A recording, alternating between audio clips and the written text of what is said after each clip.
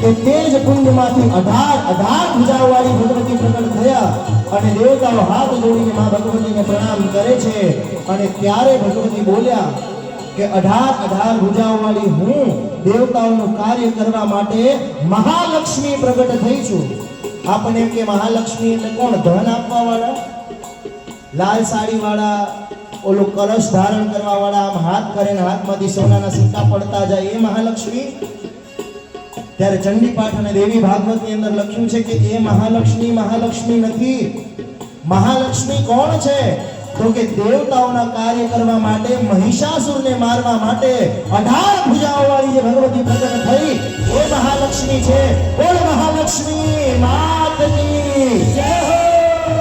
અને આ ભગવતીના કયા તેજથી કયા દેવના તેજથી શું પ્રગટ થયું એનું વર્ણન લખ્યું છે તો કે શિવજીના તેજથી મુખ પ્રગટ થયું, યમરાજના તેજથી કેશ ઉત્પન્ન થયા, અગ્નિના તેજથી માના 3 નેત્ર પ્રગટ થયા, બંને સંધ્યાઓના તેજથી માના 2 ભવા પ્રગટ થયા, વાયુના તેજથી બંને કાન પ્રગટ થયા છે, પ્રજાપતિના તેજથી દાંત પ્રગટ થયા છે, વરુણના તેજથી માતાજીનો નીચલો હોઠ અને કાર્તિકેયજીના તેજથી ઉપલો હોઠ પ્રગટ થયો છે, વિષ્ણુના તેજથી 18 ભુજાઓ પ્રગટ થઈ છે, વસુઓના તેજથી માની રક્તવર્ણી આંગળીઓ પ્રગટ થઈ છે, મધ્ય ભાગ ઇન્દ્રના તેજથી પ્રગટ થયું છે, જંગા પ્રદેશ અને ઉરુ પ્રદેશ વરુણના તેજથી પ્રગટ થયું છે, નિતંબ પૃથ્વીના તેજથી પ્રગટ થયું છે।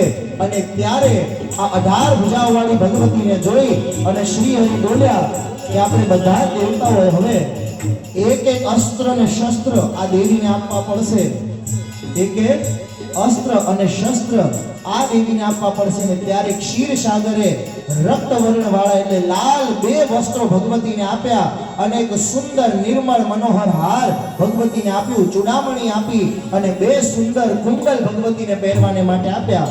વિશ્વકર્માએ માને બાજુબંધ અને કંકણ આપ્યા છે, ત્વષ્ટાએ ભગવતીને 2 નુપુર આપ્યા, મહાસમુદ્રએ કંઠનો હાર અને વીંટી આપ્યા છે, વરુણ દેવે કમળની માળા આપી, એવી માળા કે જે ક્યારે બુજાય નહીં, અને વૈજયંતી નામની માળા પણ આપી છે। હિમામને ભગવતીને સિંહ આપ્યો બેસવાની માટે, શ્રી હરિએ સુદર્શન ચક્ર જેવું 1000 આરાવાળું બીજું ચક્ર આપ્યું, શિવજીએ ભગવતીને ત્રિશૂળ આપ્યું છે, વરુણ દેવે શંખ આપ્યો, અગ્નિ દેવે શક્તિ આપી, પવન દેવે બાણોથી ભરેલું કર્કશ આપ્યું છે અને કર્કશ અવાજ કરનારું ધનુષ આપ્યું, ઇન્દ્રદેવે વજ્ર આપ્યું અને ઐરાવત હાથી આપ્યો છે। એ સમયે કાલે ભગવતીને ખડગ આપીને ઢાલ આપી, વિશ્વકર્માએ તીક્ષ્ણ પરશુ આપ્યું, કુબેરે મધ્યનું પાન કરવાને માટે મધુપાત્ર આપ્યું છે અને કમલ પુષ્પ આપ્યા છે, ત્વષ્ટાએ કૌમુદકી નામની ગદા આપી છે અને અભેદ કવચ આપ્યું, અને સૂર્યદેવે ભગવતીને પોતાનું તેજ પુંજ આપ્યું છે કે જેના લીધે ભગવતીની પાછળ સૂર્યદેવ જેવો પ્રકાશ પથરાઈ રહે છે। અને દેવતાઓએ 18 ભુજાઓવાળી ભગવતીની સ્તુતિ કરી, કલ્યાણમ કુરુ ભો માતર સ્ત્રાહિના શત્રુતાપિને જહી પાપમ હયારિં ત્વામ તેજસા સ્વે મોહનતી। અને ત્યારે આ ભગવતી જે 18 ભુજાઓમાં અસ્ત્ર શસ્ત્ર ધારણ કરેલા છે, સિંહ ઉપર બેઠેલા છે, એ ભગવતી જોરથી હસવા લાગ્યા, અટ્ટહાસ કરવા લાગ્યા અને અટ્ટહાસ ભગવતીનો સાંભળીને ચારેય દિશાઓને ત્રણેય લોક ધ્રુજી ગયા। ભગવતીનો અવાજ સાંભળ્યો અને મહિષાસુર સુધી અવાજ ગયો અને વિચલિત થઈને મહિષાસુર ઊભો થઈ ગયો કે એવું તો શું છે, આ કોનો અવાજ આવે છે? અને પોતાના દૂતને મોકલી અને જ્યારે તપાસ કરવાને માટે જાય છે ત્યારે દૂત જોવે છે કે કોઈ 18 ભુજાઓવાળી સ્ત્રી છે, હિમાલયના ચોટી ઉપર બેઠી છે અને 18 ભુજાવાળી સ્ત્રી સિંહ ઉપર બેઠી છે।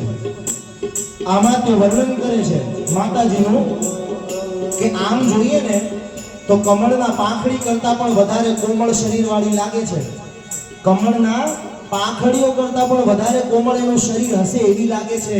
અને મહિષાસુર આ 14 ભુવનમાં આનાથી કોઈ સુંદર નારી મેં જોઈ નથી। 18 ભુજાઓમાં અસ્ત્ર શસ્ત્ર તો એવી રીતે ધારણ કરીને રાખ્યા છે કે જાણે આખા જગતનું બધું નિયંત્રણ એના હાથમાં હોય એવી રીતે બેઠી છે। આંખો કેવી આંખો ગર્વથી ભરેલી છે, ગર્વથી કે જ્યાં નીચે જોવું તો એને જોયું જ નથી, આખા જગતની અધિષ્ઠાત્રી તો હું છું એવો ગર્વ જેની આંખોમાં ભરેલો છે, એવા ગર્વથી એ સ્ત્રી બેઠેલી છે। અને ત્યારે મહિષાસુરને વચન થયા કે રાજન